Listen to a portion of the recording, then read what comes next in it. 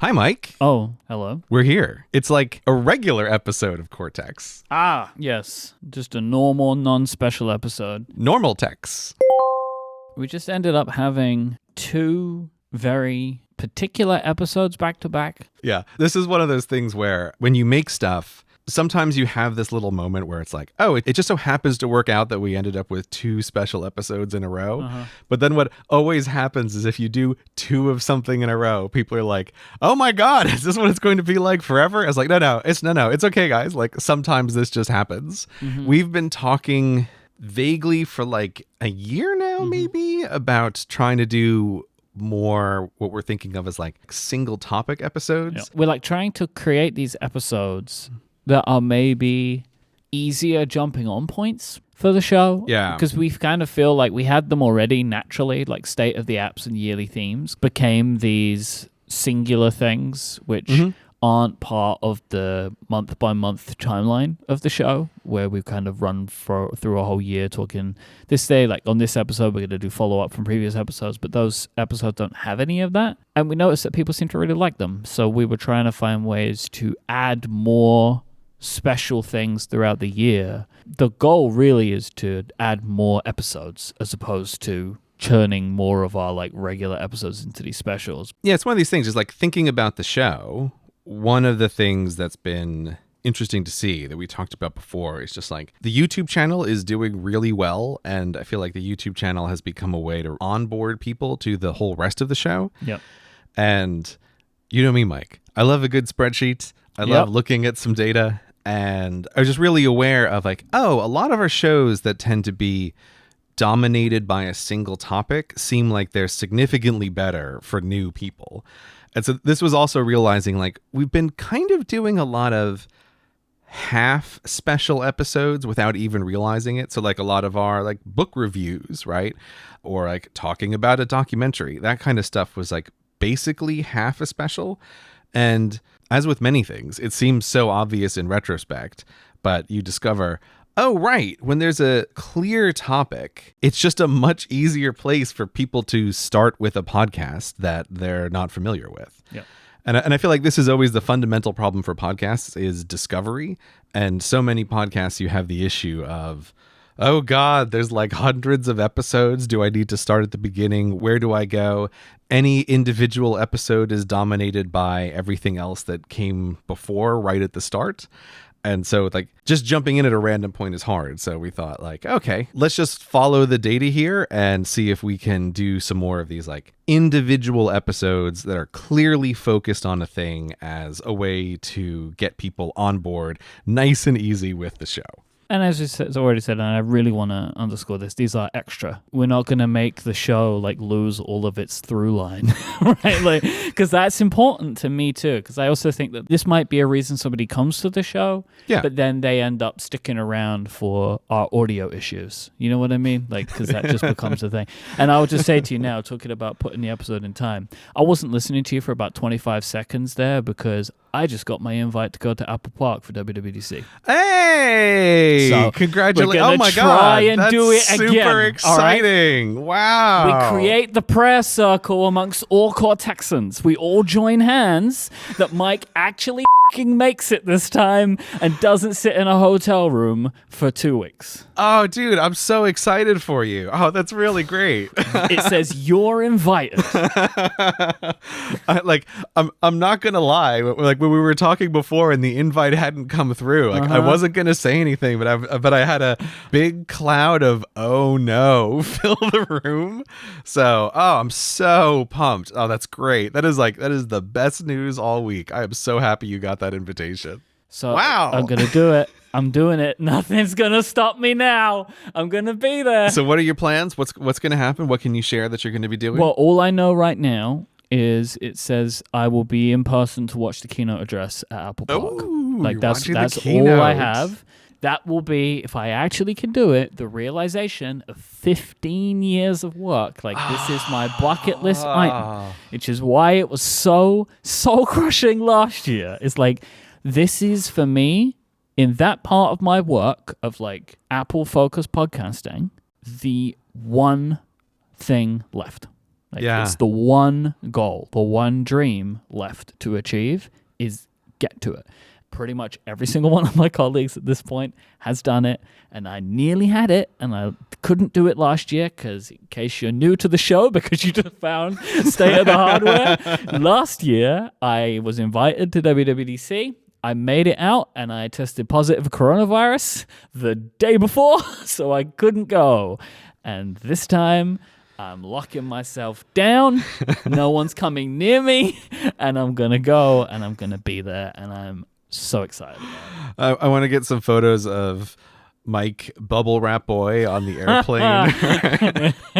Just my whole head covered in N95 masks. Yeah. This is the time to be a lunatic and buy all of the 8 seats around your seat. Like, you buy a middle seat, right? And buy like all of the immediate seats around you. I mean, like, nobody's here, right? When people move over and they go, oh, we're a family. We wanted to sit together. There's a free row. How delightful. You say, no, I purchased those seats. Get out of here. Man, I'm so relieved and so happy. Oh, that's fantastic, Myke. I've been so nervous about it, right? Because it's just like, I just want to do it, you know? Yeah. And like, it felt like it was going to happen today, and it has happened today, and I feel like a weight has been lifted off my shoulders. I just want to get there. I'm going to go to Apple Park. I'm going to see the presentation. All I'm going to be doing is sitting in a chair and watching a screen. But I will be doing it inside the venue. That's all I want to do. I am a media professional going to the thing. Like, I will be in the media area with the other media professionals. I have worked so hard for so long to achieve this thing, to be recognized as someone who should be there.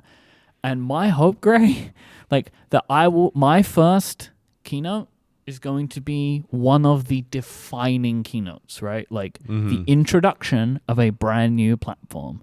And if that's the case, right, and I get that, I will kind of feel like, you know what? Missing out on last year is worth it, because I will be able to say, like, my first one was this one. Oh, man. Yeah. I'm trying to think of a way to phrase something, right? Which is like, Apple doesn't owe anything to anyone, right? Like, they can do whatever they want. They can invite whoever they want for whatever wacky and whimsical arbitrary reasons fills their little Apple heart with joy, whatever. Like, they can do what they want. But at the same time, I can think of no one else in the tech industry who deserves to be there more, who hasn't been there yet, right? It's like, it's the intersection of these three things. So our next episode, we're going to be recording after WWDC. Oh, So, great. Right, of course. Yes. So not only will it be our WWDC episode, remember that the last half of last year's, which was really sad? This year, it should be really happy. I really have the feeling that I just keep like blocking this story out of my brain because it's too sad to think about. A couple of months ago, I went back and listened, because like there were 3 shows that I did, right? So I did like Upgrade, Connected, and Cortex. And I just went back and listened to like the intro of them all, because I just wanted to like remind myself of that moment. And it was just like, listening back to it, was like, wow, like that just feels like a completely different time, like a different person in a way. It was just such a strange set of circumstances where I've never really had something like this happen to me before, where, especially with Upgrade, because that was on keynote day, right? Where I just had to dig deep and pull it together and get the work done. You have a job to do, and you just got to do that job. You are very sad, but you've got to make it happen. Right? And I just was like trying to recall, like, how did I sound? Like, and I actually think I did a good job, like, listening back to it and just getting on with it. So this year will be very different, I think. Yeah. We're in the timeline now. I was really hoping this was going to happen today, that it would come during our recording. Like, I was really hoping this was a good moment, and then I hope we'll follow it up in a few weeks with another good moment. This episode of Cortex is brought to you by Memberful. In business, if something isn't working exactly as it should, it can slow everything down, which ultimately affects profit, affects revenue, affects your time and attention. If your existing membership setup is getting just too complicated to manage, Memberful is here to simplify things for you while giving you complete control and ownership of everything related to your brand, finances, and your audience. Memberful is the full package. It has everything you need to run a membership program of your own, including a streamlined and powerful checkout, an easy-to-use member portal, transactional emails, and a member management dashboard. Memberful lets you build the membership program that's best suited to your audience, with custom branding, newsletters, podcast functionality, gift subscriptions, Apple Pay, free and paid trials, automatic referral discounts, and tons more. Too many things for me to say in one breath. They also have analytics that give you an easy-to-use, in-depth view of what's working, what isn't, and where to double down. Memberful is not just a sponsor of this episode, they are a partner of the Cortex podcast. For Mortex, our membership program, we use and rely on Memberful. We love how easy it is for us to generate a podcast feed that is custom to each member, so they make sure that they get it in their podcast app. It's in every podcast app because Memberful's done a really great job of integrating into every platform, including Spotify, to make sure that people can listen to the longer ad-free content that we produce. It's so easy for us to communicate with our members if we need to. We have integrations with our Discord so members can get automatically added in. It is so powerful, so awesome, and easy to use. Memberful seamlessly integrates with tools you're already using, like Discord as I mentioned, but also MailChimp, WordPress, Stripe, and tons more. If you need them, you can contact their world-class support team that are ready to help you simplify your memberships and grow your revenue. They are passionate about your success, and you always have access to a real human. I've got to say, it's another thing. I have been blown away at just how responsive and awesome the support team has been when we've had questions or things that we'd like to see. Go and check out Memberful right now to see how it could work for you. You can get started with no credit card required. Go to memberful.com/Cortex. That is memberful.com/Cortex. It could be the next great move for your business. Our thanks to Memberful for their support of this show and Relay FM. I have some follow-up for you. Oh, okay. So I used the backpack. Which backpack? So in the last episode, I told you about my new Bellroy Venture Ready backpack. Mm-hmm. So I've used it now as my traveling bag to replace the Peak Design bag. Mm-hmm. What'd you think of it? Super in. This bag is fantastic. I'm really happy with it. It is way better for me for what I want out of a bag like this. I could get more in it. It was more logical for me where like all of the pockets are inside. So like it's not like where's this, where's that. Like it was just much simpler. Mm-hmm. What I will say is, works for me. It wouldn't work for you with the way you were describing it as like you didn't want just a big open space. Mm-hmm. It 100% is that, but I like that because a lot of the stuff I'm putting in the bag goes in its own little pouch or whatever. It's just like a bunch of blocks and I just grab the ones that I need, right? I have the case that has my AirPods Max in. I have the Bellroy Tech pouch that has my cables in. I have my Nintendo Switch case that has my Nintendo Switch in, right? Like I don't need that in pockets because it's all very protected and it just makes sense. And then I can also just like, I have a sweatshirt and just throw it in there. Mm-hmm. I was never able to get that to work with the Peak Design. I could never have put a sweatshirt in that bag with the way that I packed it. Like it was just not going to happen. But this one was much more simple. Like the water bottle pocket was easy. I hate the side pockets on the Peak Design. Trying to get a water bottle in there is almost impossible for me. But this just was easier. I really liked the little secret pocket to put my passport and my keys in. And it has the little thing I clip my keys to. These are all simple things. But but it's what makes the difference in backpacks, though. It's like, the backpacks are entirely the sum of small details. Yeah. So, yeah. And Cortex and Adam wrote in to cortexfeedback.com to let us know about a line of Bellroy bags that I didn't even know existed called the Transit Work Pack line. They do a 20, 28, and 38 liter of these. This is very similar to the bag that I have, but is more focused on the daily commute rather than the bag I got is more like you're going out into the world. But that was kind of perfect for me for general travel, like as a travel bag. But this is a commuter's backpack that you can put overnight clothes in. They even have compression straps in the backpack, which is like very smart, I think. Because I've never seen that in a backpack before for if you're putting clothes in the bag. Oh, okay. Right. I see. Yeah. And also I think there's a little bit more structured organization in this bag than the one that I have. I don't know why I didn't think to look for a Bellroy backpack before now. Like, I have so many products, including my daily commuter bag. I don't know why it never struck me to look at them to replace my travel bag. So I will thank Instagram ads for making this possible. It seems like you have gotten quite a lot of value in your life out of Instagram ads. Oh, yeah. This is a very normal thing. Like, if you use Instagram enough, their advertising system really just gets to know you. Like, I would say like Instagram ads are the most effective and my favorite way to receive advertising. Because I found so many things on there that are genuinely useful and helpful to me.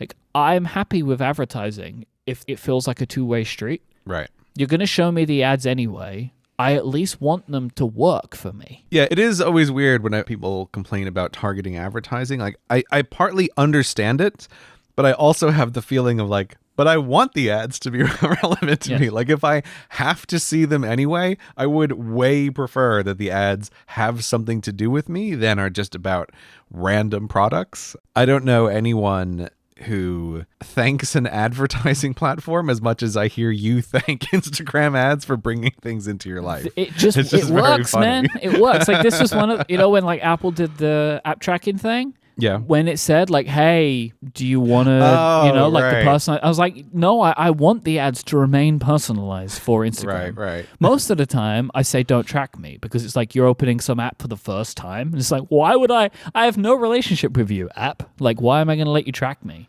But with Instagram, it's like, no, I want the tracking to continue because I'm getting value out of this. If they're still going to show me the ads anyway, if they become less relevant to me, then it's an annoyance. But yeah, very happy with the Bellroy backpack, the Venture Ready backpack. So I'm going to mark this up again of like, for me, if you buy, if you want something and it's on Bellroy, this is how I feel like I'm just going to get it because I know I'm going to like it, because every single Bellroy product I've owned, I have really enjoyed and used, and I'm very happy with it. So yeah, they're good. I also like their little logo. Their logo is very pleasing to me. It's nice. Yeah, no, this transit work pack is intriguing to me. I like this, I guess they're calling it like clamshell thing, where the whole thing opens if you lay it flat. I find that very drawsome as a product. This design is the same as on my one, and what I really liked about it, it might be a little complicated here because I have a pocket on the front, but I could just open half and just like roll half of the bag down.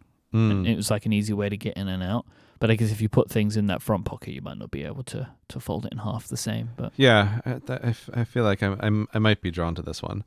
Since again, backpacks, infinite market, like we discussed last time. I neglected to mention, I'll just mention it here because it is worth it. Like, the other backpack that I do have is the Bihn Daylight backpack.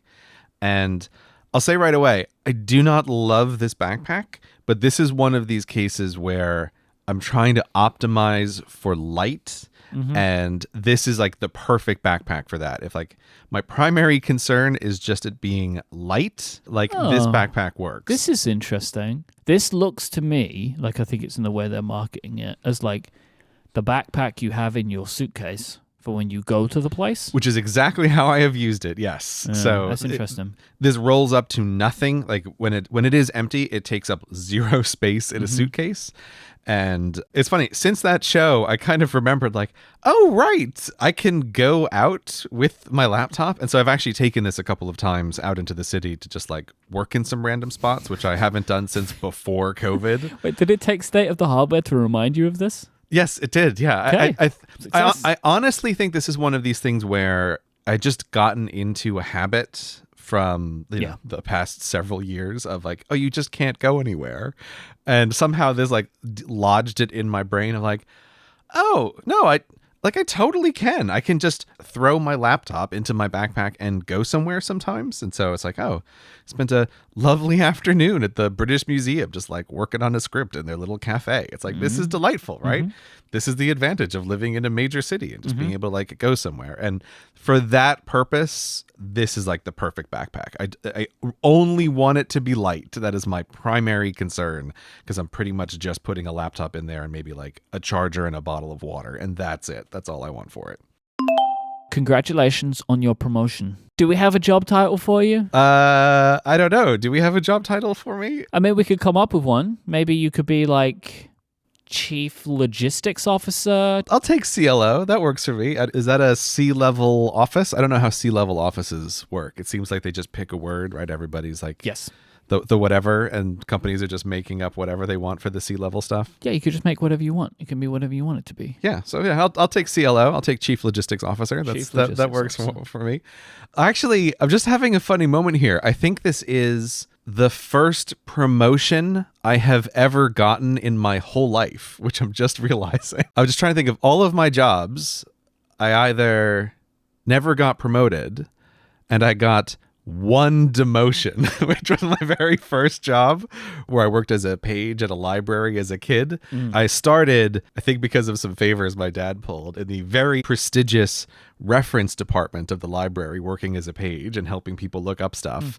And then, like an idiot, I needlessly antagonized my boss and got demoted to the children's library. Wow. What were you doing at the children's library? I was mostly just hiding and trying to avoid the shame of it, which as a tall teenager was really hard because in the children's library all the bookshelves were really short, and so it was like there was nowhere to hide in the children's library. It was terrible.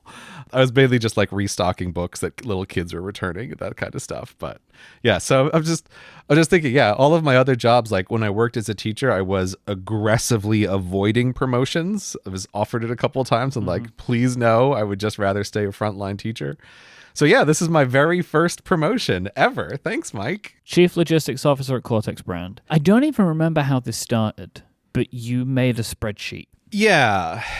This is one of these funny things. I don't really know what this is like from your perspective. I kind of feel like I have been bullying you for the past month and a half in some ways, / also being a real overly explaining nerd. This is my perception of it. But yeah, it's a thing that I've just had in the back of my mind for a long time, that as soon as we had a second project that was of similar or larger size than the theme system journal, I thought, oh, at this point, it makes sense because there's enough things and enough data to start building a spreadsheet to try to assist the business. Whereas before, with just the theme system, it always felt to me like there wasn't really enough there to work with. So from my perspective, what happened is the Sidekick Notepad was a surprise success, which had the good problem to have of we were running out of stock way too fast. This is how this began. Yes. This is how it started. Yeah.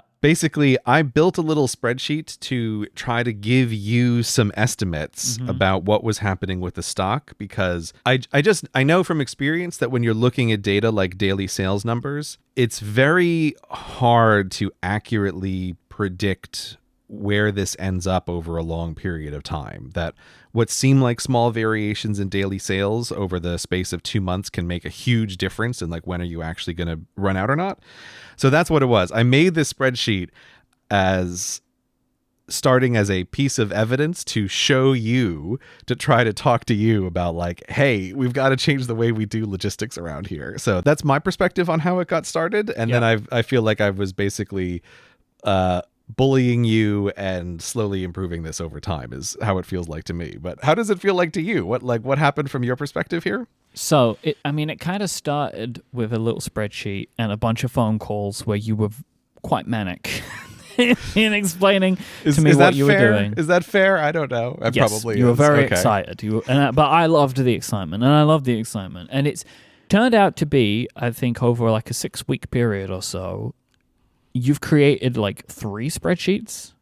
They just keep that's how it feels to me. It looks like this, and now it's all gone and it looks like this. And now we have the Restockatron is a thing that you've built now, which is like a dashboard showing all of the stuff.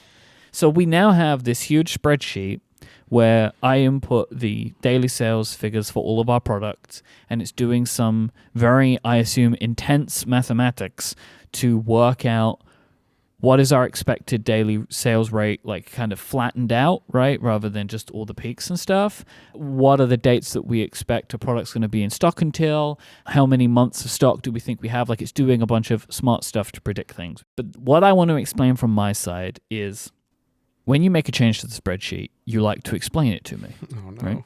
And so you tell me what's going on. And I get these Slack messages from you that have the vibe to me of you are at the train station. There are 2 trains coming towards each other. One is at 60 miles an hour and one is at 40 miles an hour. Which one will find its way to Albuquerque quickest? That is how every single message you have sent me about the spreadsheet reads to me. I cannot understand I know all of the words. Oh, no. But when you put them together, I don't understand any of it. Oh, Zero. No. Nothing. What I understand is I the feel shamed. output, right? So, like, the output is fantastic. And, like just the spreadsheet itself is incredible. But as you are trying to explain things to me, I don't understand what it means. I just don't. It doesn't make any sense to me at all. But I love that you love it. Oh my. Oh, okay. Well, that's interesting to take on board because yeah, I've been basically kind of treating this as like extremely lightweight app development and giving Myke like change logs, right? Of like, oh, here's what's changed on the spreadsheet. Here's what's changed on the spreadsheet. Okay, so here's what I say. When you give me those, it's good. But can I read an example? Okay. About 10 days ago, you completely redid the spreadsheet and exploded our Slack with explaining things to me, right? I woke up with some good ideas. It was fantastic. Look, I need you to understand. I am over the moon that you have made this and that you want to be like this engaged with such specific things like this, right? Like, I'm super excited about that. Okay. Pen data is still new, which the error range column is telling you by being a shorthand for how unconfident it is in all of the numbers in that row. Edited to add, I should probably reverse that to be more human readable. Like I'm reading these things and I'm like, Right, and I get this feeling of like, should I understand what that means? I don't know if I should understand what it means. You don't need to know, but I will just point out that the new predictotron starts out on column BN, so column C through BM are all hidden calculations. I'm like, aha, yes, of course. You must hide the calculations. See, like, okay, I'm trying to like articulate like what is it that I've been trying to express here, and I think what it is a little bit of my concern level is very high that you won't take the spreadsheet seriously, and in some ways the spreadsheet is the manifestation of my panic over not running out of stock. Okay, like I think as a company, there's a couple of things that are just major problems that people often don't consider. And like we've talked about this on the show before, that like running out of stock is a thing that sounds like it's great because you've sold all your things, but it's a real business problem to like not have stock in. Yeah. And since I've taken over as like chief logistics officer here, putting things together in terms of numbers to me has been like, oh my God, like being out of stock for a month is a disaster. Like, because like, we have actual numbers of what that means. And then I'm trying to predict like, ooh, I think it is non-obvious that we need to have much more stock on hand than we previously thought. And so my feeling is like, I'm trying to put together a document of evidence that shows this and like makes recommendations about how much stock we should be buying when. But I'm constantly afraid that when I change something, you're going to be like, hey, wait, that estimate changed by 50%. Like, what's even happening over here in this like clown logistics department if like the estimates are going up and down by 50%? Oh, these guys in the logistics department, they're going wild over here. Yeah, exactly. Like, I think I'm like down at the coffee machine slacking you off to the other employees. Yeah, but or like you're going to look at it and like, so I think the thing with that, like that message about the error rate, I know exactly what I was thinking, where I was like, I was trying to express like, oh, hey, this is trying to show you what the anticipated error rate in these calculations is. So like the real value is this value plus or minus 45%. And like, that's just something that we need to keep in mind. So I think that's what it is. Like, I feel the need to explain every time I've changed something because I don't want you to feel like I'm just making random changes over here. And it's like, oh, these numbers keep going like up and down. And like today he says I need to order X many units. And then tomorrow he says I need to order twice X units. And it's like, why? Like, what changed between yesterday and today? And then that's where I'm coming in going like, well, let me tell you what changed between yesterday and today. Like I'm using a different method to try to estimate what the resubscribe rate is for theme system journals, like that kind of thing. Here's the thing that you need to know, right? I feel like this is like business therapy at the moment. Yeah, like co-founder this therapy. is exactly We're doing what it in this front feels. of everyone. Yeah. I trust you. That's what you need to know. Like this thing that you're making, I trust you. If you tell me it's this and this is the date, I will just trust you. Because what I know is I don't understand how to do this. Like I have been doing this stuff on gut. Yeah. Right? And we've done okay. Yeah. But I'm doing it on gut. And that's not a sustainable long-term thing. And I know that. At some point, we had to get smart about this. I didn't know that this would be something you would be so engaged in. And now I'm super happy that one of us is doing this. And I guarantee you the best person for the job is the guy who's currently doing it. Because I don't understand. Like you tell me these terms and I get what they mean, but I don't know how you get there. So like one of the things you're talking about a lot is like a confidence rate of like the amount of data that you're putting into the system is allowing you to be able to predict things confidently. And each product has a confidence rating in the Restockatron about how confident you are in the dates that you're giving, right? Of like when it needs to be restocked. I don't understand how you are able to calculate that. Like, I know what goes in and I know what comes out. But like, this is when everything in the middle, I don't get it. I've never been able to understand things like this, like the calculations required. And so like, you can please feel free to continue giving me this information. But like, there are things of it that are very helpful. Like when we had a conversation today about subscriber numbers and how they're being calculated and like that I understand. But like when you're like, so this is how I did this. And if you want to tell me, because I know that like sometimes you just want to, like, and I'm like this, like people just want to say things aloud, right? Because it like just helps with going through a thing. Did I do this right? How does this feel when I explain it to someone? And maybe you're able to work through some problems if I'm asking you questions. But like, I just need you to know I don't understand it. Okay. It's also funny that you mentioned about like what you put in and like what comes out. So for any aspiring spreadsheet makers out there, like this is one of my basic pieces of advice, is a thing I've done on the spreadsheet for Myke, especially if you're working in a team, but even on your own. You need to have 2 colors on your spreadsheet. Make the background of some cells green, and that's where information comes in. And then some cells are blue, and that's where information comes out. And I think like, I don't know if this is exactly your experience, but I feel like that's one way to try to make a spreadsheet clear of like what's happening. Because ultimately it's just a machine where you want to put some numbers in and then you should get some meaningful, actionable information out. And everything else in the middle doesn't matter, especially if, because again, like we're in this position of I'm performing a job where I'm trying to give you a tool because you're ultimately the person who is working way more closely with the manufacturers than I ever will. And so you're always going to be the person making the final call about orders and how much are you willing to pay and like when is it going to come, or if we have it shipped this way or that way, like what will happen. Eventually these are all data points, right? After a certain period of time we'll know exactly how long it takes to reproduce every product, so then it can just maybe be put into the system. You know what I mean? Like, oh well, I mean, yes, that's one of the things that I want to have as an upgrade at some point in the future. And I was trying not to bug you earlier today, but I was like, Myke, I need historical data about how long is it between when you send the first email and when like the thing arrives at the warehouse. Like I just want to start having historical data about that. But so there is this thing with all spreadsheets of input, output, and then calculations in between. And I think for lots of people when they make spreadsheets, it's not visually clear. Like you need to separate out these parts, and then all of the quote normal cells, a user can just completely ignore like all of the crazy stuff that's happening in the middle.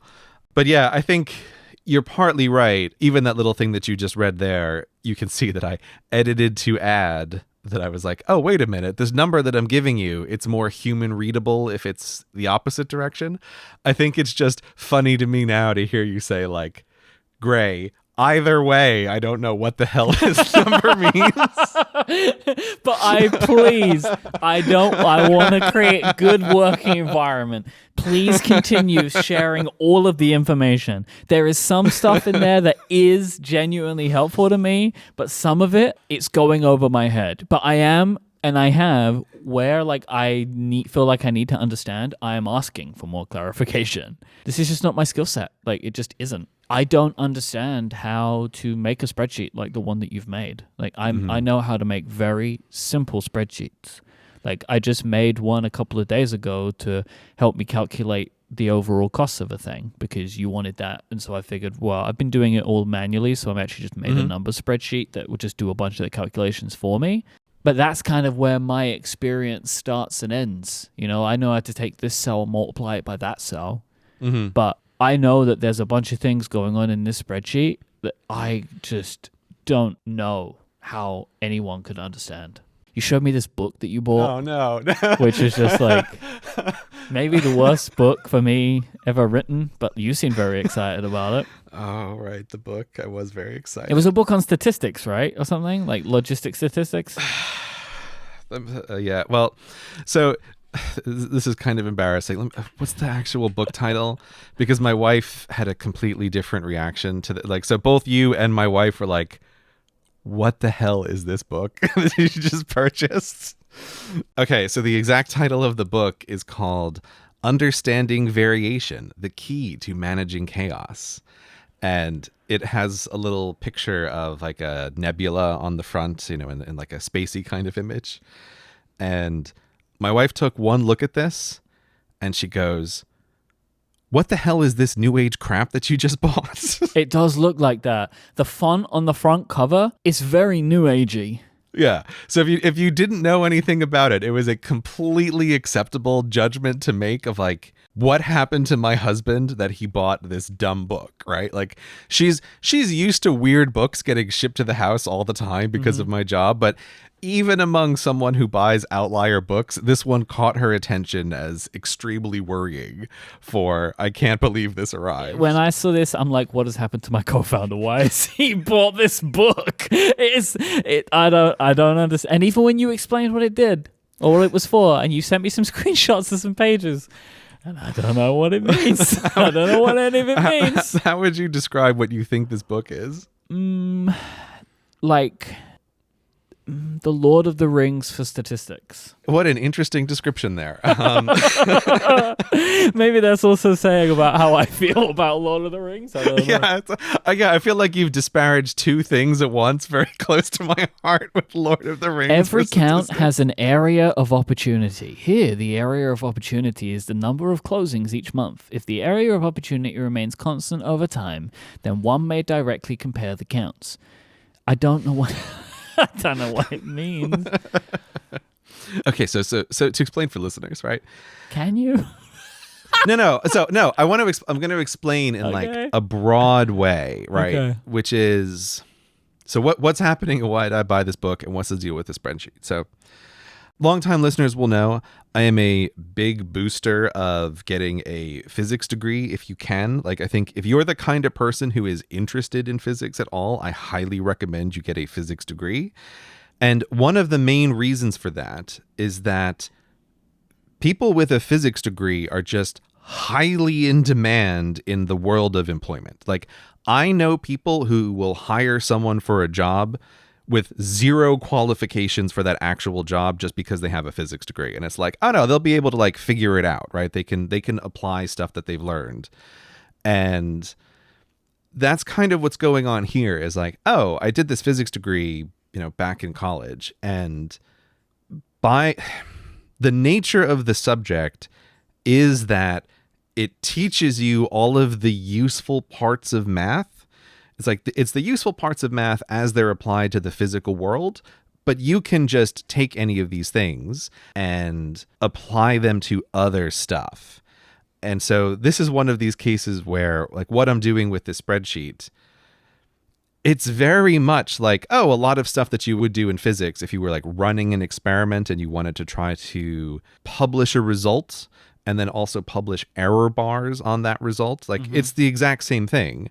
It's like, whether I've just taken 100 measurements for like the weight of an electron, or it's the like sum of daily sales volume for our company, it doesn't really matter what the data is. There's just like a bunch of tools that you can apply and just like general principles about how to think about data.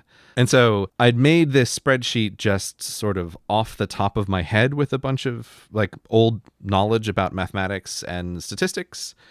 And I bought this book because I just sort of happened to come across it also at the exact moment I was just thinking about this, which was I'm looking for a book which is kind of like the equivalent of when I switched over to trying to do an economics minor, like, can someone just give me an overview of what the mathematics in economics is? And then I can just like immediately translate all the physics stuff here.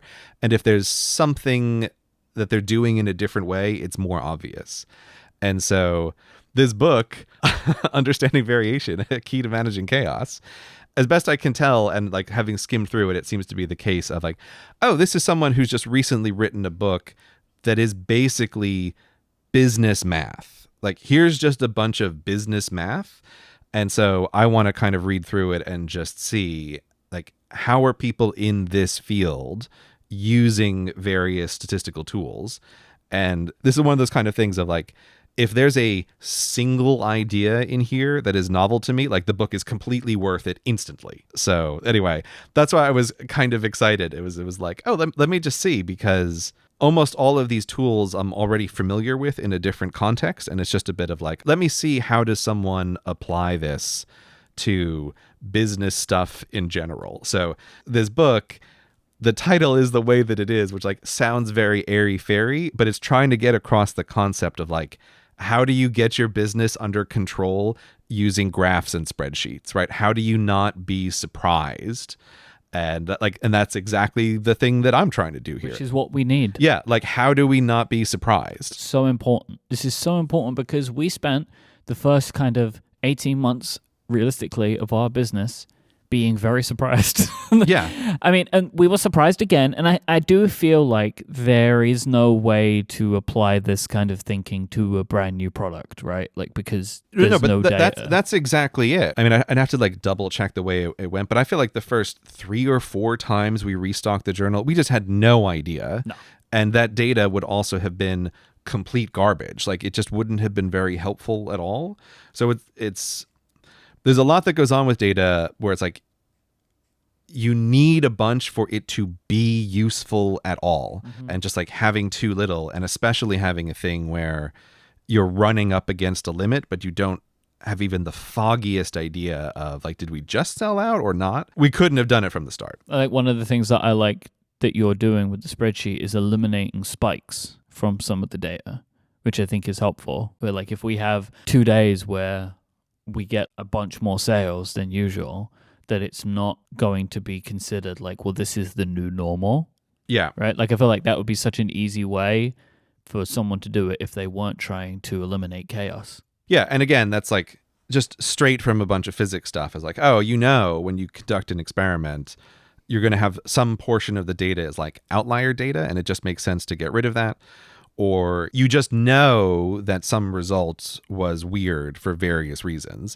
And that result doesn't help you get to what the true thing is. Because in some sense, like, what is the goal of this? It's really trying to figure out, in kind of a platonic ideal world, how many units of each product do we sell every day? Yep. And actually, even just explaining things to you earlier today, I realized like, actually, I should bin the data by week. That makes totally more sense because our data points are actually weekly sales. They're not daily sales. Daily sales are introducing too much variation. What does bin the data mean? What I'm going to do in the next version of the spreadsheet is right now you're entering the data points of like each product, each day, how many sold.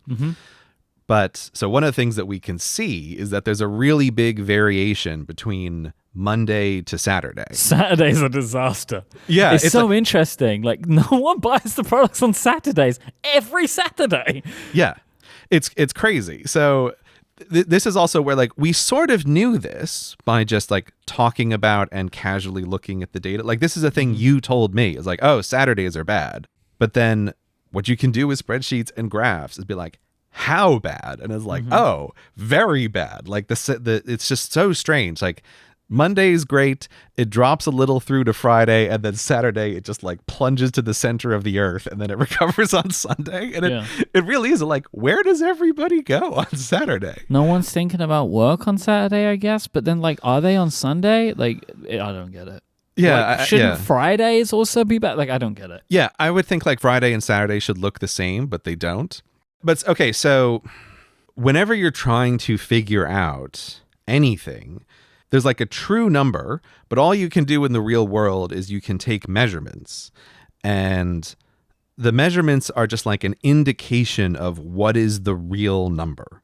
You know, it's a bit like even if you take your own weight, right? You can step on a scale twice in a row and it can be a little different, right? So like, oh, there is some real number that is your weight at any point in time, but how precisely do you care about that, and how many measurements do you want to take? Like that's part of the question here. So there's always variation, and the bigger the variation, the more uncertain you are about what the real number is. Now, most time if you step on a scale, for example, it's like, oh, the weight will only vary by like 1/10 of a pound or 2/10 of a pound on a good scale.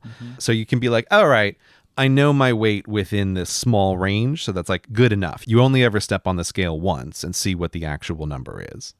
But it's just not like that with things like sales data. You can't say like how many units are sold on a Monday because they're all over the place. And the problem with looking at our data and trying to predict a daily sales number is that the variation between Monday and Saturday is really big. And so that like artificially creates more uncertainty than there really is. Because if we were just comparing Saturdays to Saturdays, the variation between the sales would be smaller. Right. So what I mean is, it dawned on me today that we can get more accurate measurements of when we're going to run out of stock if instead of running all of my analysis on a what is the average day, instead say what is the average week, because the variation between weeks should be much smaller because we're combining together the best sales day every time and the worst sales day every time. So this is what I'm saying. It's like, oh, okay, I should redo that because there's just less variation between those two measurements. So in some sense, it's like our real data is actually weekly, even though you're entering in daily data. And so that's a thing that you can do in the spreadsheet, is like have it filter out like, okay, before we run all the data analysis, just take the average number for the week and then like do everything else that's going to happen afterwards with that. So that's going to be the next upgrade to the spreadsheet, Myke. Weekly binning. That's what's happening there. But again, I would just say to you, I really love the spreadsheet, but like I don't have a brain for this stuff. But I have been thinking recently, like it's part of like another reason why I think we're such a perfect partnership, because you understand this and I don't. And so like you are bringing to the business this really important thing that I just would not be able to do. So I think you've totally reframed for me what problem I'm trying to solve a lot of times when I explain it, because my mental framing of this is not you should trust me. It's like, well, that's ridiculous. Like the whole reason to make the spreadsheet is to not trust me, right? To not be like, oh, Gray says we should buy some amount of stock, and then you just do it. It's like, no, I want to show you here's where this is all coming from. But in a partnership, I think I can reframe this of like, you can just trust me that I'm doing the best job on this kind of thing that I can, in exactly the same way that I don't. So Myke, when you tell me a lot about what's happening with glue binding for particular notebooks, oh, I know. I don't know what you're talking about half the time, right? But it's the same thing. Like, I trust you to make an amazing notebook. That's your skill set. Maybe it's the same thing. Like, I do ask some questions about what's happening, but I think maybe that's similar. Like, I'm just kind of probing your thought process on how it is you're putting a thing together. A lot of the time you kind of ask me, like, why are we making that choice? Or why do you want it done this way? Like, what are the benefits of doing it this way? Does it feel nicer? Like that kind of stuff you tend to ask me, which is helpful, right? Because then if I can explain it to you, that's good. If I can't explain it to you, then why am I making that decision? Yeah. I think we're a good partnership. I think so. This is what I think that I have this with Relay too. Like, if you can find someone who, between the two of you, you can make a whole, then you're great. Because I think that's what it takes. To run a business, you need good people around you because nobody can do everything. It's just not possible. And I think you are best off finding a group of people, whether it's 2 or 3 or 4 or more, who are all good at certain things, and you put them together and you become better as a whole. Like, I think that's what's truly valuable. There is no such thing as a excellent all-rounder. You can get someone who might be good at a bunch of things, but you would be able to get a set of individual people who are all individually better at each thing. That's what I believe. This episode is brought to you by Fitbod. Fitness is one of these things that if you really focus on can have great knock-on effects in other areas of your life that you may otherwise not be expecting. You may see yourself having more energy, maybe a better sleeping pattern, but it can be hard to know where to start. That's why I want to tell you all about Fitbod, the easy and affordable way to build a fitness plan customized just for you. Just for you. Don't look at other people. Don't try and do what others are doing. What you need for your fitness is something that's made for you. That's where it's going to stick and see the results that you are looking for because everybody is different. So Fitbod has an algorithm to learn about you, your goals, and training ability to create a custom dynamic program based on your experience and any equipment that you have access to, all in an app that makes it incredibly easy to learn how to do every single exercise. They have over 1,400 HD video tutorials shot from multiple angles for every exercise to make sure that learning them is a breeze. Fitbod's powerful technology will make sure that they customize things exactly to suit you because everybody has their own fitness path. It understands your strength training ability, studies your past workouts, and will adapt to your available equipment. You will get a training plan to maximize your fitness gains. They do this by intelligently varying intensity and volume between sessions. They're tracking muscle fatigue and recovery to make sure they are designing a well-balanced workout routine just for you. I really love how it integrates with my Apple Watch as well. They also work with Wear OS smartwatches and also apps like Strava, Fitbit, and Apple Health. Because when I'm exercising, I can take a look at the exercise that I have coming up next on my Apple Watch. I can advance it. I can adjust the sets and reps if I want to. Helps me keep on focus. Personalized training of this quality can be expensive. Fitbod is just $12.99 a month or $79.99 a year, but you can get 25% off your membership by going and signing up today at fitbod.me/cortex. So go now and get your customized fitness plan at fitbod.me/cortex, and you will get 25% off. One last time, that is fitbod.me/cortex for that 25% off your membership. Our thanks to Fitbod for their support of this show and Relay FM. So I just made a 100% year of the weekend focused decision. Yeah. Where in it, I was like, oh, I'm super happy about the theme that I've chosen. So right now, I actually think I am in the busiest month of my year. Maybe with the exception of September because of podcast-a-thon stuff, right?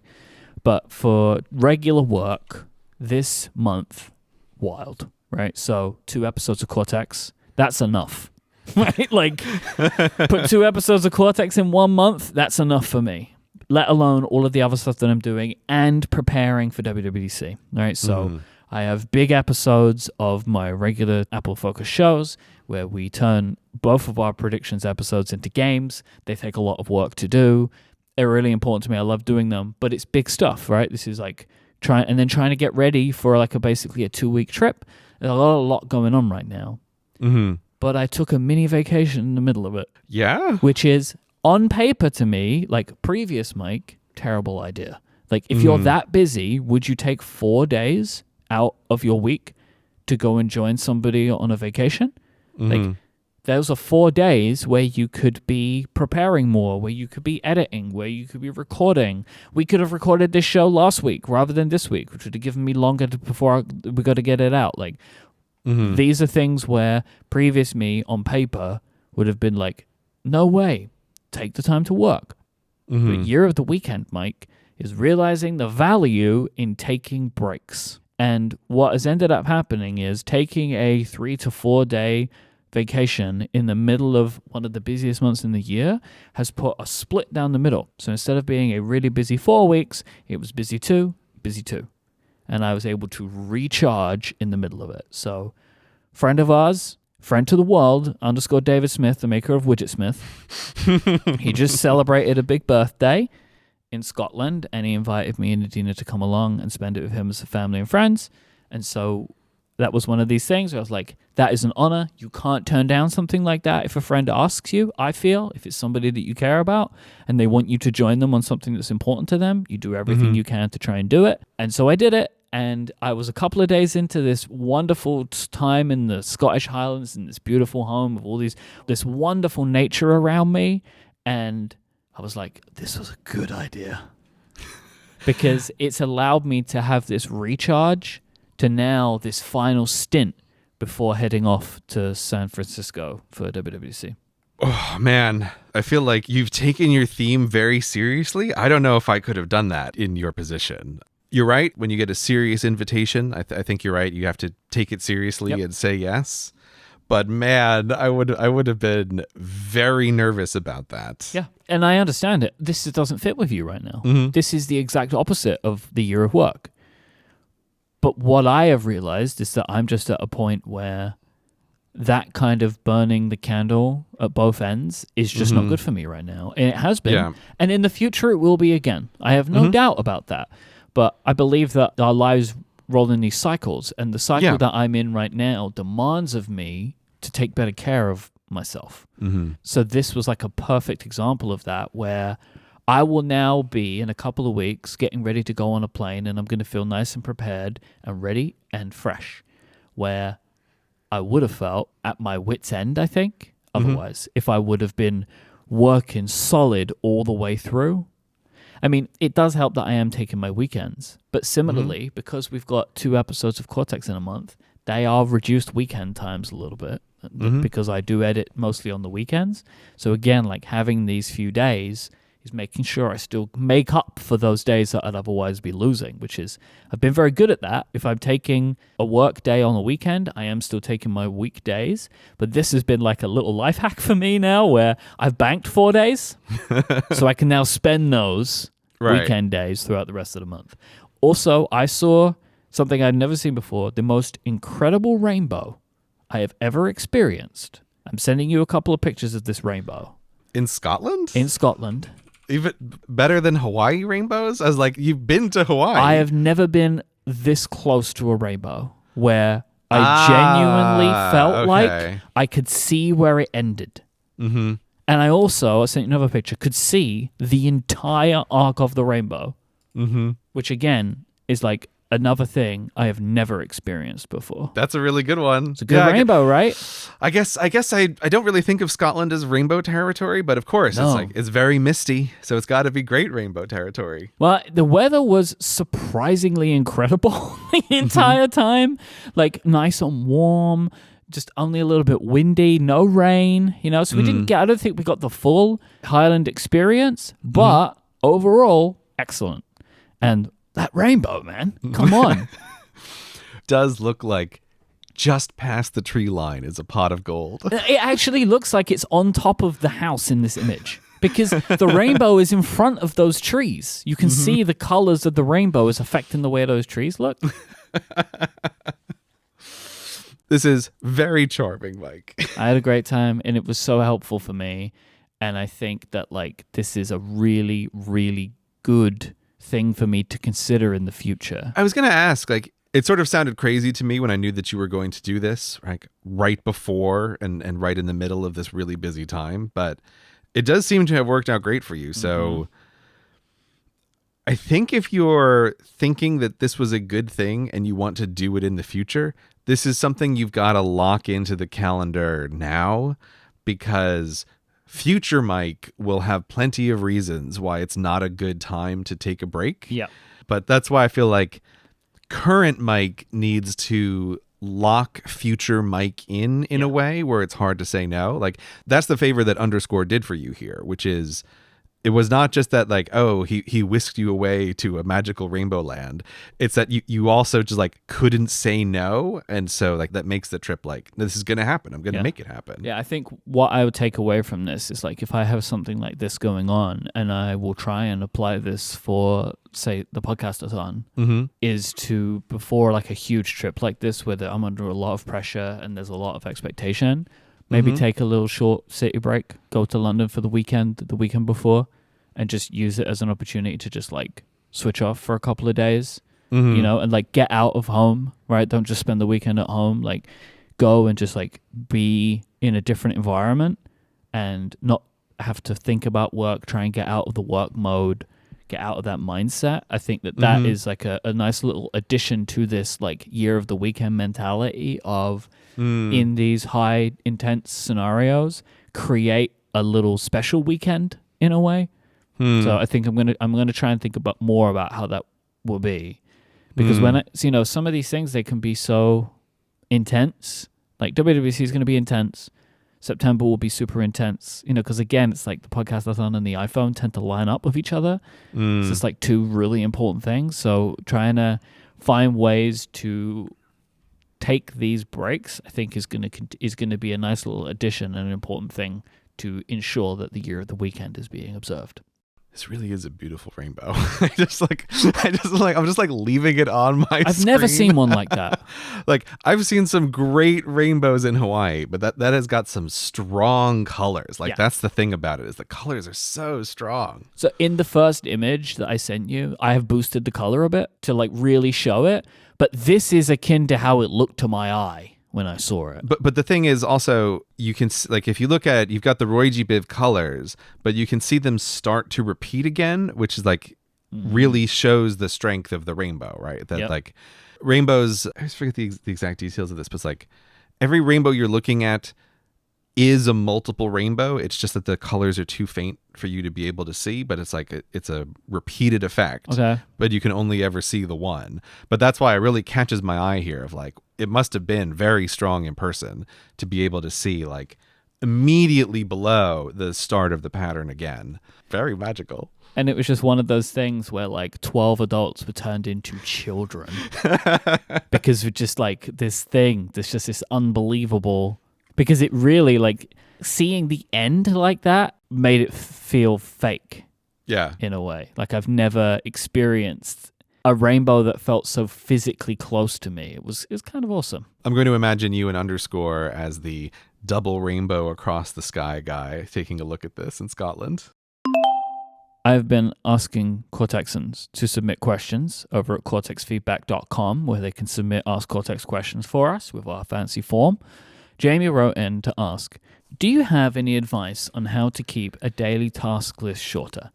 I'm thinking about not just the most important tasks, but also the one-time tasks. At the moment, I end up having an entire walkthrough of my day, along with a wish list of nice-to-have things that I want to do.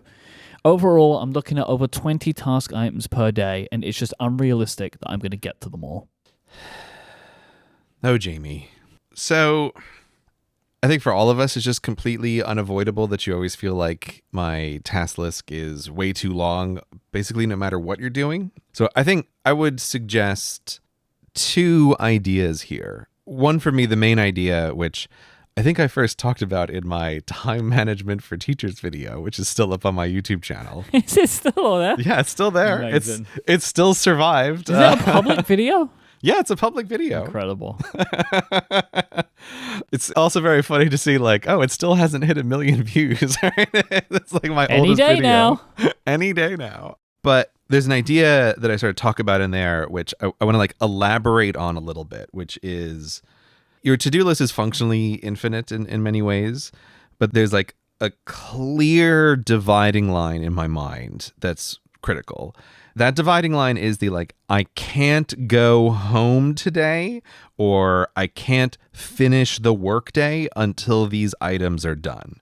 Like that's the one really hard boundary for looking at to-do list items. Like it just has to be mission critical that this gets done today. I cannot go home And the thing that you can kind of like mentally use to try to identify those items is like, these are the things that I would stay late at work for or keep working longer to finish because they're just like absolutely vital. But of course, you don't want to just do those items. So a thing that I didn't mention in that old video, but I think is also useful for the like what things have to be on the list is it's not just those, but it's also the tasks that you know save you a significant amount of time and stress the following day. So like, I think whenever I'm talking to people about to-do lists, it's like, those are the two things that I'm looking for like when someone's trying to put together, like, what am I going to do today? It's like absolutely mission critical and the stuff that is going to save you a significant amount of time and stress tomorrow, even if it doesn't have to happen today. And I don't know, for me, like, again, in my old teaching job, the classic example of saving time and stress tomorrow for me was always like, if you need to make photocopies of anything for tomorrow's classes, don't wait until tomorrow, because it's just always a nightmare, right? And like causes you these problems of like, oh, there's a big line at the copier, or the copier isn't working, right? Like you can really screw yourself over by waiting until the last minute with something like that. Mm-hmm. I think those are like the two things that you really want to focus on. But for the rest of the list, I'm going to suggest a kind of mental reframing of what to-do lists are. And in order to do this, I'm going to use an example from one of my favorite things to pull examples from ever, Magic the Gathering. Of course. This doesn't come up in a while. That's how you know, by the way, if we're doing a special episode or a regular episode. Does Gray reference Magic the Gathering as a metaphor or not? That might not be unfair. Yeah, that might not be unfair at all.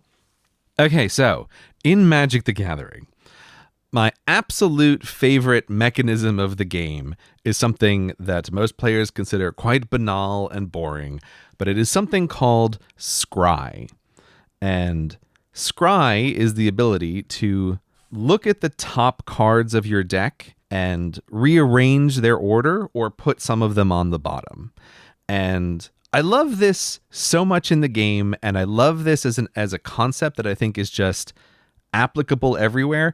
It's one of the very few words of the game that I like has so dug itself into my brain. I sometimes just use it in conversation without clarification and then feel real awkward when someone is like, what the hell did you just say about like scrying your list? Like, oh no, right? This is very embarrassing. But the thing about this is like the concept that it's trying to express here is, in most games of Magic, you're never getting to the bottom of your deck. The thing that you're really concerned about is like, what is the order of the next 2 to 5 things that's going to happen? And I think people should just think about their to-do lists as a list of cards that they're scrying through. Your job is not to get through all of these to-do items. Your job is to arrange them in the correct order. And sometimes that means like, oh, you're looking at something and just like in Scry, you put a card on the bottom of the deck because you don't want it right now. It's like, you're going to take this to-do list item and you're going to put it at the bottom of the deck. And probably you're going to die before you get to that to-do list item, right? But that's fine, right? Like, that's just what life is. Like, I think you're doing life wrong if you're consistently getting to the bottom of your to-do list. Damn.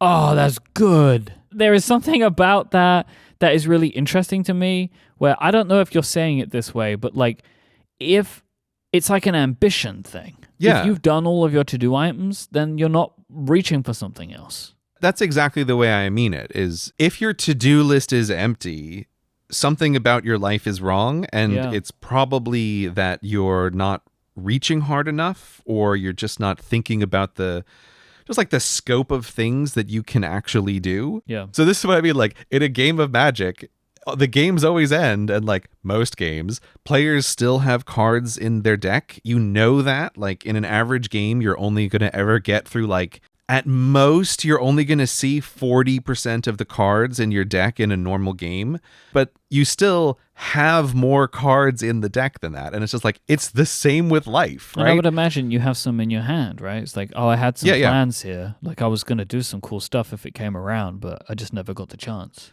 Yeah, exactly. I like this. This is a good way of thinking about it. I feel very confident about this of like, people are framing this wrong, and I used to frame this wrong, of feeling guilty that at the end of every day I didn't complete my to-do lists, but I think that's totally wrong. Your actual job is like arranging the correct order of the next things that you want to work on, and that means putting some things at the bottom of the list, which you're just never going to get to. And that's fine. That's totally fine.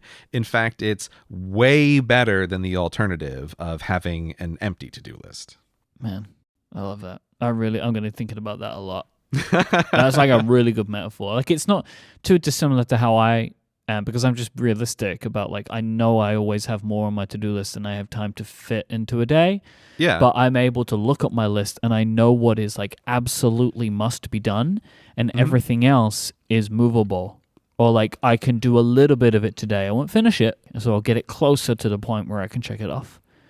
I don't feel guilty about there being things, because I know I have come to accept that I never have a day where I complete every item on my to-do list. It just doesn't happen because I just know that there's always more to go if I want to find time for it. And that works for me great.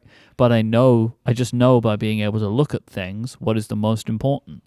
And sometimes I flag them, like in Todoist, I can change the color of a thing. If I need to be able to have something stand out to me, I can do that. But I do think it's a skill that you have to learn over time. There are some truths about the world you have to accept first. And I think what you have perfectly encapsulated is one of those, of like, it's realistically just not possible for you to do it all. Once you've accepted that, you can then start to better prioritize. Yeah. And I still want to say, like, there's just a slightly different framing here, which is like, it's not that you don't feel guilty for not having completed the thing. No. This is the way it should be. Like, you should end every day with more things on your to-do list than you were able to do. The real question is, did you order things properly for the day? Not, did you get everything done for the day? This episode of Cortex is brought to you by Squarespace, the all-in-one platform for building your brand and growing your business online. You'll be able to stand out from the crowd with a beautiful website, engage directly with your audience, and sell your products, services, or the content that you create to the people that want to buy it. Squarespace has got you covered. So when you get started with Squarespace, it's super easy. You just go and take a look at their beautiful gallery of templates. You just choose the one that fits your business perfectly, and you have that perfect starting place. They are best in class, beautifully designed, and customizable with just a few clicks, and you can make it feel like your brand. You can sell your products in an online store. They have all of the functionality and integrations that you need to sell physical or digital goods. They have the tools that you need to start selling online. And then once everything's up and running, you can use insights to grow your business. Squarespace will be able to show you where your site visitors are coming from, where your sales are coming from, and which channels are most effective for you. You can analyze this all within Squarespace and then use that data to improve your website and build a marketing strategy based on your top keywords or most popular products and content. And then when you have engaged visitors, engaged customers, you can start them on the journey to becoming fully loyal customers with a Squarespace email campaign. You can send out email newsletters straight from Squarespace. So encourage your visitors to sign up as subscribers, then start with an email template again that you can customize to fit your brand, and you'll be able to send them out to your subscribers. Plus, you'll also have built-in analytics there to measure the impact of every send. I have been a happy Squarespace customer for 15 years. As long as I have had any ideas for websites, Squarespace is where I go first. They make it so incredibly easy, and the functionality that they have is best in class and only getting better all the time. I use it, you should use it too. Go to squarespace.com/Cortex and you can sign up for a free trial today with no credit card required. Then when you're ready to launch, use the offer code Cortex and you will save 10% off your first purchase of a website or domain. That is squarespace.com/Cortex, and then when you sign up, use the offer code Cortex to get 10% off your first purchase and show your support for the show. Our thanks to Squarespace for the continued support of this show and Relay FM. Jens asks, Apple is rumored to be working on a journaling app. Have you ever considered making your own digital journaling app? Have we, Myke? We'll be doing a lot of work with the word considered.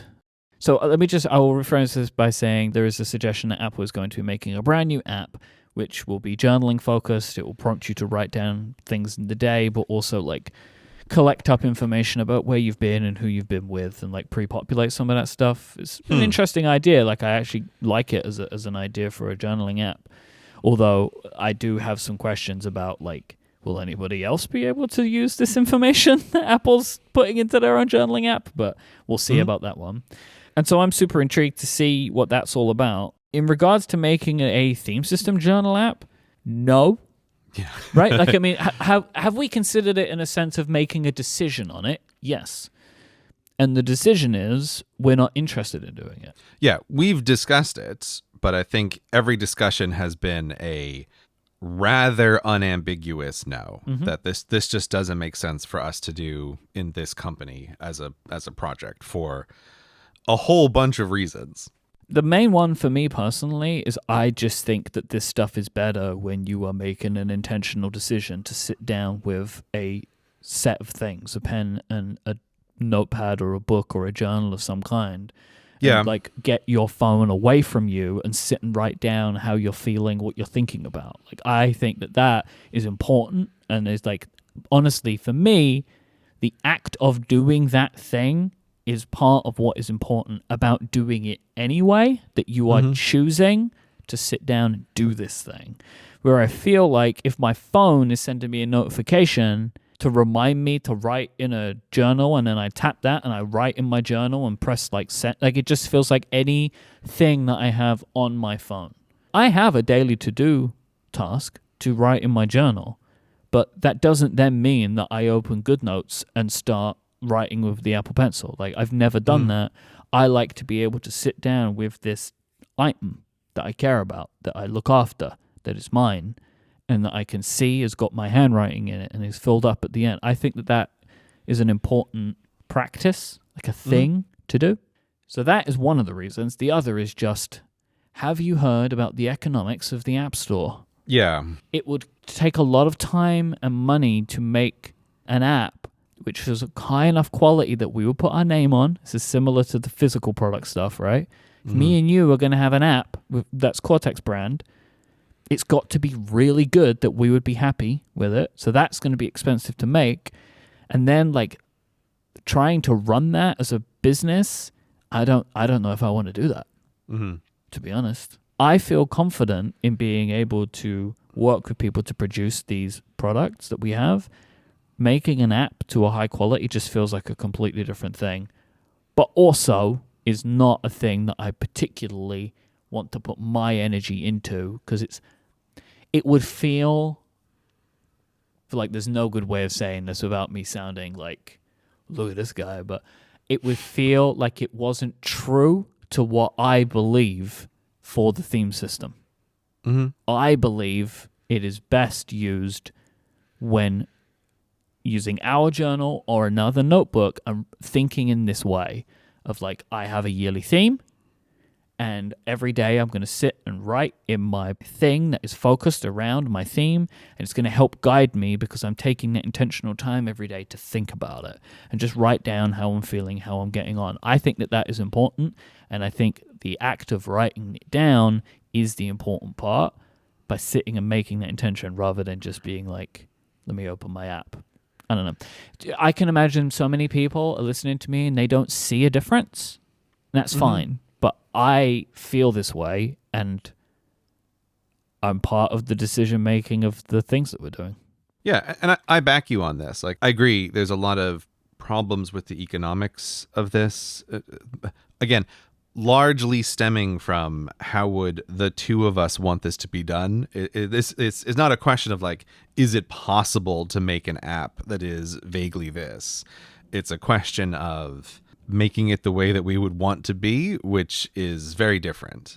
But I do also agree with you that I think behavior change is really hard for people. It's especially difficult in absence of signals to yourself that you're really trying to do something differently. And for most people in the current modern world, having a notebook that is a physical object, I think, is a real signal to their own brain to pay attention that something is different here. Yeah. Sometimes you try to think about like, who are you making products for, and like, who are you trying to help with things? And I sometimes imagine a kind of customer that I can easily imagine as like a younger version of myself as well. Like someone who is like really tech oriented and spends a lot of time around electronics, like just like I did, but is also dissatisfied with life in various ways and is having a hard time like changing themselves. And to buy a physical notebook, which itself acts as a physical reminder in your real life space about something that you're trying to do, I think it really shows your brain like, this is different from all of the other things in your environment. Take it seriously. And so I think for that kind of customer, the fact that it is a physical object is much more helpful to them in terms of enacting actual change. And that I can kind of imagine that selling an app, even if it is profitable, might be a disservice to that exact kind of customer, because it would be less helpful to them because it is less distinct. And like, something needs to be different is the whole thing about why you might be buying this, which is why it helps that it's a physical product. So I think we're in agreement. No app of the theme system. And we sell the theme system journal. Use any notebook you like. We're not using this as a time to try and sell you on it. Like, watch Gray's video, he explains it. Yeah. But like, that is an important part to the two of us. Yeah, and that's also why, like, I've talked about that, we've talked about that. We obviously sell a notebook, but I like, I don't know. I don't want to get all cheesy here, but I really do feel it. Like, I feel very strongly about wanting to try and help people to be happier and to live more satisfied lives, because I know I could have had a really bad time in life, and these kinds of things, if you catch someone at the right time with them, are literally life-changing. It's important to me that people try this kind of stuff. Obviously, we want to sell notebooks, but I care a lot more that someone who needs it like gives this a try and maybe it's helpful to them, and you can just do it on anything. But not an app.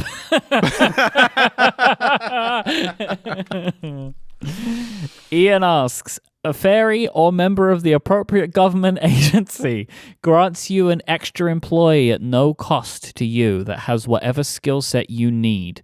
What part of what you do now would you offload to them, and why? Ooh. What would you say to this? So, this is the key of why, like, it's a fairy, okay? Because it's like there's magic involved.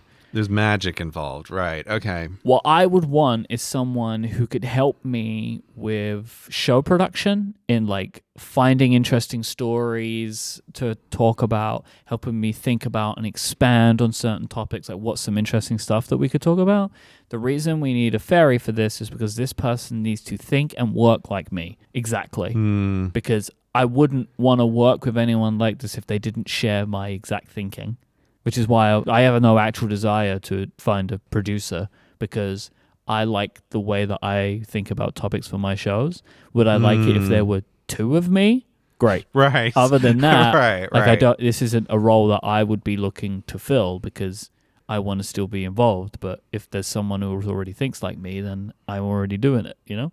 That's the fairy part. Yeah, if there's magic involved, this is in some sense an easier, but exactly. That's why one of the reasons I picked this question is because there's magic involved. Right. So If there's magic involved, what I would want is a first draft script writer.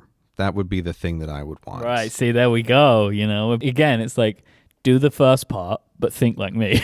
Yes, exactly. Yeah. It's like, I've mentioned this before, but like my skill is not writing, my skill is editing. And so getting to the point where there's the first, what I think of as readable draft, is so much work and it's so hard. And the problem is like that first draft, it's the same thing you have of like there's a certain kind of quality that I'm looking for. And I know people are always like, oh, but you can hire writers. And it's like, look, I'm just going to say, like, I know YouTube channels who have brought on other writers. And even when they're reasonably good, it's like, but they're just never quite the same as the person who started the thing. Of course. And like, you can just feel channels getting a little bland, or it's just like, it just feels a little different. And very often it's like, they brought on more writers. And it's like, it's just changed. So I think that's the thing that I would want most. If there was like a magic employee, it would be the like, I'll give you that's like, I'll keep doing the selection. Like I'll pick something, but if you can give me like a first draft that I can start editing from, that would be amazing. But that would also be basically magic.